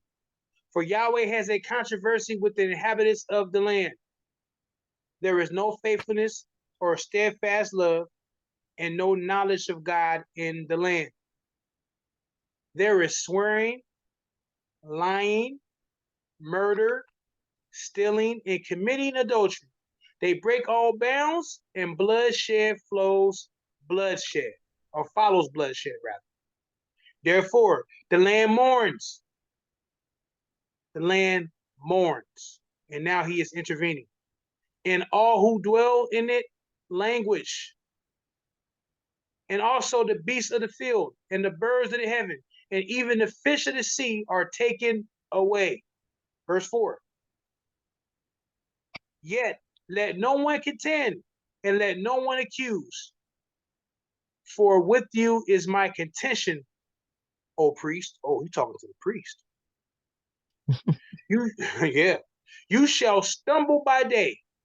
The prophet also shall stumble with you by night, and I will destroy your mother. My people are destroyed for lack of knowledge, because you have rejected knowledge. Who has rejected knowledge? I reject you for being a priest. Who is he talking to? The leaders of Israel. And since you have forgotten the law of your Lord God, of your God, I will also forget your children.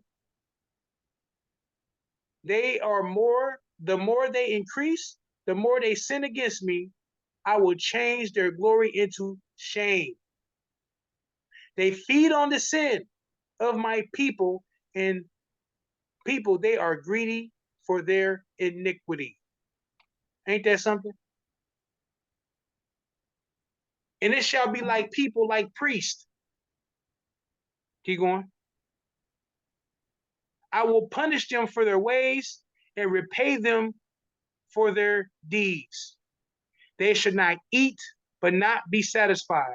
They shall play the whore, but not multiply, because they have forsaken Yahweh. Forsaken who? Yahweh. To cherish whoredom, wine, and new wine, which taketh away the understanding. They didn't keep his commandments. They forgot. My people inquire of a piece of wood. Uh-oh. And their walking staffs give them oracles. For a spirit of whoredom has led them astray, and they have let their God play, they have let their God play the whore. They have left their God to play the whore. My apologies. There's Yep. No, I got you. There's sacrifices on the top of the mountains and burnt offerings on the hills under oak, polar, is that polar? Poplar? Polar? Yeah, oak, poplar, and terebinth, because their shade is good. Therefore your daughters play the whore, and your brides commit adultery. I will punish your daughters when they play the whore, nor your brides when they commit adultery. For the men themselves go aside with prostitutes and sacrifice with co-prostitutes, and a people with understanding shall come to ruin. Though you play the whore, O Israel, let not Judah become guilty. Enter into Gilgal, nor go up to Beth-Aven, and swear not, as Yahweh lives. I just want to read that. Oh, I'm pretty much done. That was it? I just want to read that. Yeah, I just want to implement that. As you can see, when Yahweh sees these things happening, things come to pass. He calls out the wickedness. He calls out the oppression and everything else. But they forgot. And dare somebody to say something about it. Man. Now let's go to Romans chapter 11. We'll close with this one.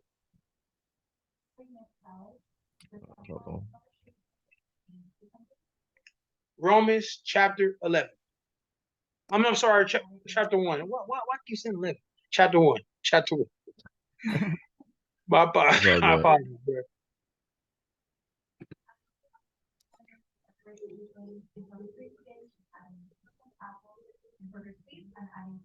Well, is it working? I don't think it's working. Hold on. Oh, hold on. That's what happened. Okay, I see what happened. We good.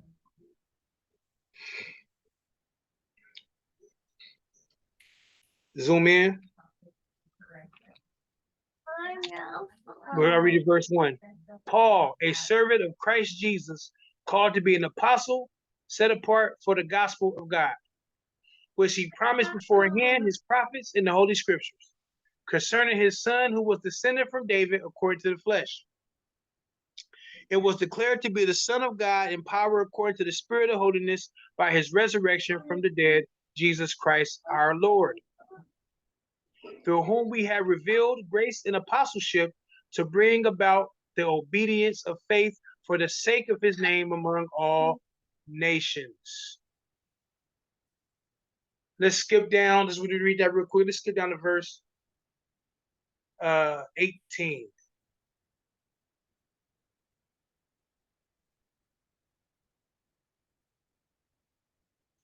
Now, something here I want to bring up. For the wrath of God is revealed from heaven against all ungodliness and unrighteousness of men who by their unrighteousness suppress the truth. What is being suppressed? The truth, the Most High YHWH word. The truth that Christ talked about affecting your reality, your perception. When there is unrighteousness, where there is injustice, comes what? An illusion. You are suppressing the truth of the transcendent God that we serve. We read in Hosea, when they did this, it led to more sin, idolatry, and adultery. We read to Jeremiah. We read about the bloodshed and the unrighteousness and the not paying the man of his wages. We read in Deuteronomy chapter 4, when the Most High said, unless you forget, don't forget. Because when you forget, when you are forgetting, you're going to be caught in a illusion, and it's going to cause you to go beyond for me, right? For what can be known about God is plain to them, because God has shown it to them. Verse 20, for the invisible attributes, namely his eternal power and divine nature, have been clearly perceived ever since the creation of the world, and the things that have been made, so they are without excuse. For although they knew God, they did not dishonor him as God or give thanks to him, but they became futile in their Whoa! What happened? Became futile. Their minds, their reality got changed. For although they knew God, they did not honor him as God or give thanks to him, but they became futile in their thinking, and their foolish hearts were darkened. That illusion. When you suppress the truth, go ahead. Somebody about to say something? Okay. When you suppress the truth, this is what happens. When you suppress the truth in the river and in the image of the Most High, the transcendency, when you suppress it, this is what happens when there's wickedness. Your reality is now that reality that you once had, that new reality that has been shaped, that you have envisioned, that the Most High has revealed, it is going dark. For although they knew God, so they did not honor him as God or give thanks to him, but they became futile in their thinking. They became carnal-minded, and their foolish hearts were darkened. Claiming to be wise, they became fools, and exchanged the glory of the immortal God for what? Images, resembling mortal men and birds and animals and creeping things. Therefore, God gave them up to their lusts in their hearts, to impurity, to dishonoring their own bodies amongst themselves. Remember in Deuteronomy chapter 4, where he said, keep my commandments and guard and protect, and what he said, also guard your body, your soul, because they had changed the truth about God for a lie, and worship and serve the creature rather than the creator, who was blessed forever. Amen. 26. For this reason, God gave them up to dishonorable passions, for their women exchanged natural relations for those that are contrary to nature. And the men likewise gave up their natural relations with women and were consumed with passion for one another, men committing shameless acts with men and receiving in themselves the due penalty for their error. Verse 28. And since they did not see fit to acknowledge God, God gave them up to a dead base mind to do what ought not to be done. They were filled with all manner of unrighteousness, evil, covetousness, malice. They are full of envy, murder, strife, deceit, maliciousness. They are gossips, slanderers, haters of God, insolent, haughty, boastful, inventors of evil, disobedient to parents, going against the commandments, foolish, faithless, heartless, ruthless. Though they know God, righteous decree, they though I mean, oh, let me read it. Oh, well. Though they know God's righteous decree, that those who practice such things deserve to die. They not only do them, but they approve to those who practice them.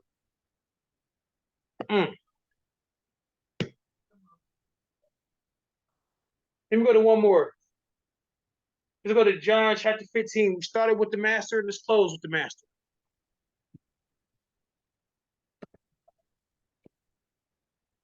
John 15.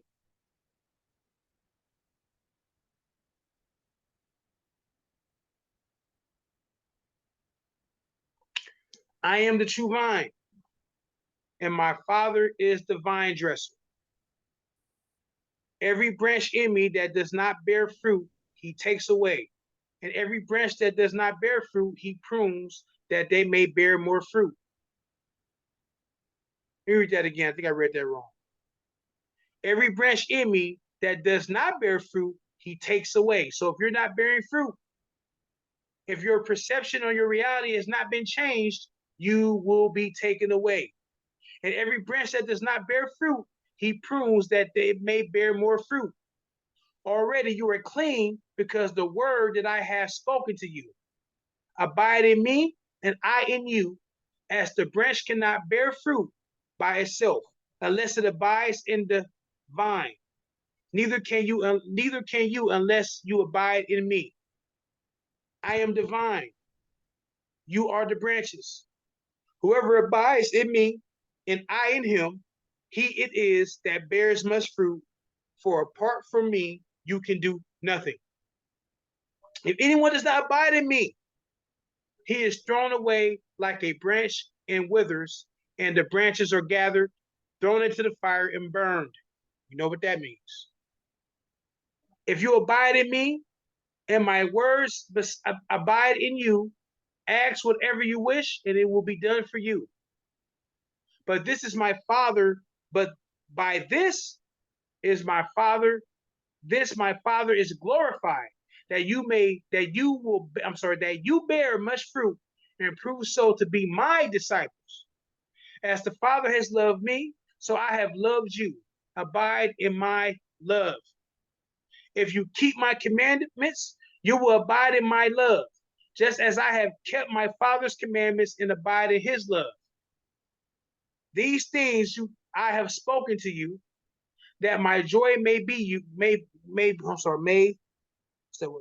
in you, and that your joy may be full. This is my commandment, that you love one another as I have loved you. And here's the kicker. Greater love has no one than this, that someone laid down his life for friends. You are my friends if you do what I command you. No longer do I call you servants, for the servants for the servant does not know what his master is doing. But I have called you, Father. I'll call you friends, for all that I have heard from my Father, I have made known to you. Now I'm gonna stop. And that's it.